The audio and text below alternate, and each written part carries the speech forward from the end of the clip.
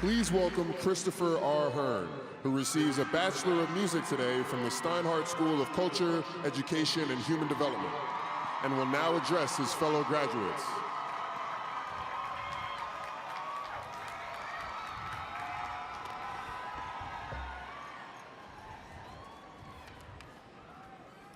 Before I begin my formal speech, I want to acknowledge that we are on Lenape land, and I want to give honor to the people who first called this place home before there was a New York City and before there was a Yankee Stadium.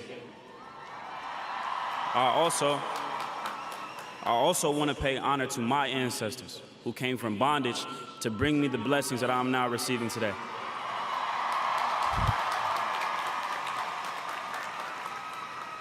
Now, Chairman Berkeley, President Hamilton, faculty, staff, administrators, friends, family, my mom.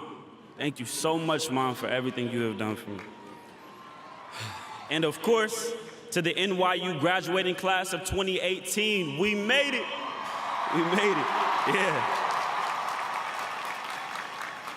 My name is Christopher Hearn, and I am from the greatest city in the world, Columbus, Ohio. Yeah. I'm graduating today with a bachelor's in music business from the Steinhardt School. And I cannot explain how thankful I am to be addressing you all today. Over 17,000 graduates from over 18 schools here in New York City, and of course our campuses in Abu Dhabi and Shanghai. And I know that there's no way for me to condense all of our experiences at NYU into a single narrative, so instead, I will bring you my story and hope that it illuminates some kind of truth about this university and the transformative experiences that happen here.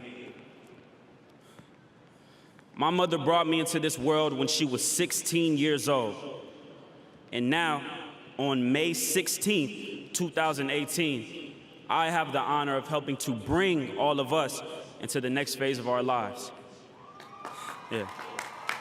But I know for a fact I wouldn't have made it here if it wasn't for the ones who helped me.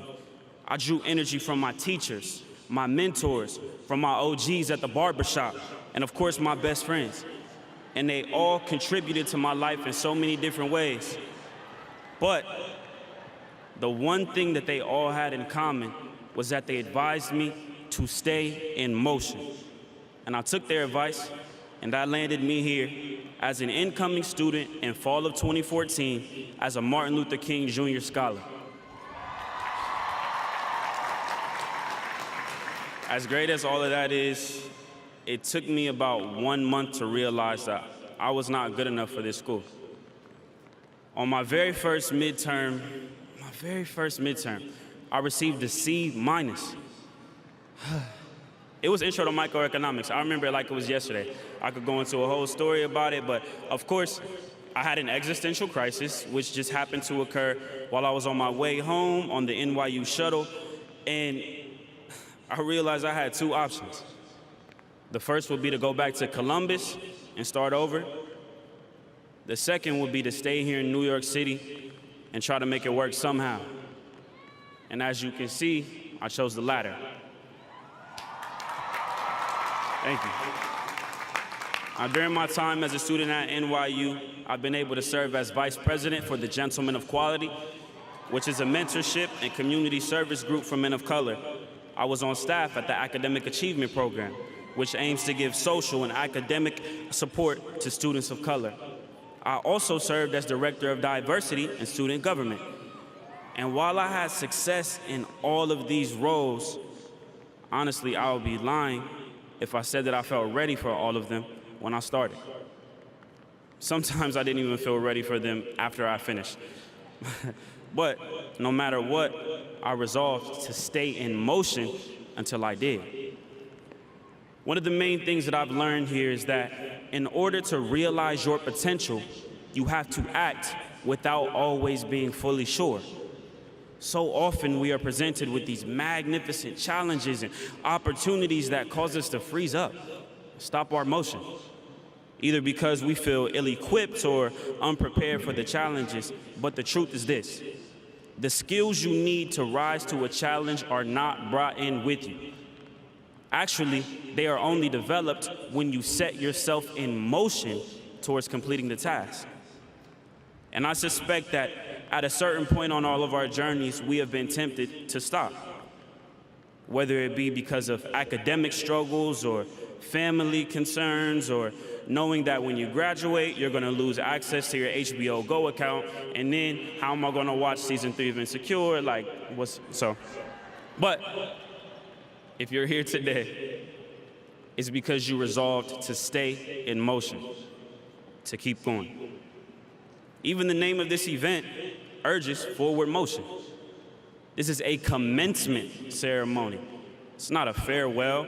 This is not a concluding celebration. This is a beginning. It's a start. It's a call to initiate motion. And I urge you all to treat it as such. And even if we don't notice, the most powerful forces in our world are communicating this exact same message. The blood moving through our veins does so continuously. If it stopped motion, we wouldn't be able to continue living. The ocean, it's never still, because the life above it and below it depend on its motion to sustain. Our planet never stops spinning on its axis because the days and the nights depend on its motion. So before I leave you today, I want you all to understand that this is not a focus on the journey and not the destination kind of speech. I am urging you to stay in motion because it is necessary for survival, and it is vital for any progress that we hope to see in the future. You can ask my people about that. So, to the NYU graduating class of 2018, I applaud you for making it this far. I encourage you to take time to reflect on what it took to get you here. But more than anything, I am urging you to stay in motion. Thank you, and congratulations.